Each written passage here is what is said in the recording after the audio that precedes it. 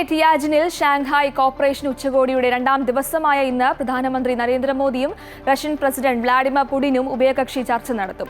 പ്രതിരോധം, ഊർജ്ജ ബന്ധങ്ങൾ, റഷ്യ-യുക്രൈൻ സംഘർഷം തുടങ്ങിയ വിഷയങ്ങൾ ചർച്ച ചെയ്യുമെന്നാണ് പ്രതീക്ഷിക്കുന്നത്.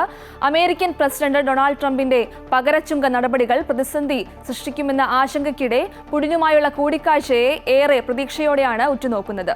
റഷ്യയിൽ നിന്നുള്ള എണ്ണ ഇറക്കുമതിക്ക് അമേരിക്ക നികുതി ചുമത്തിയത് ചർച്ചയായേക്കും.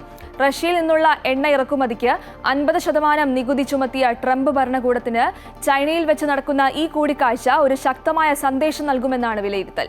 ഇരു രാജ്യങ്ങളും തമ്മിൽ ദശാബ്ദങ്ങളായി അടുത്ത ബന്ധമുണ്ട്. ഈ വർഷം ഡിസംബറിൽ പുടിൻ ഇന്ത്യ സന്ദർശിക്കുമെന്ന വാർത്തകളും വരുന്നുണ്ട്. ഷാങ്ഹായ് കോർപ്പറേഷൻ ഉച്ചകോടിയിൽ വെച്ചാണ് കൂടിക്കാഴ്ച. റഷ്യ-യുക്രൈൻ സംഘർഷം ചർച്ചാ വിഷയമാകും.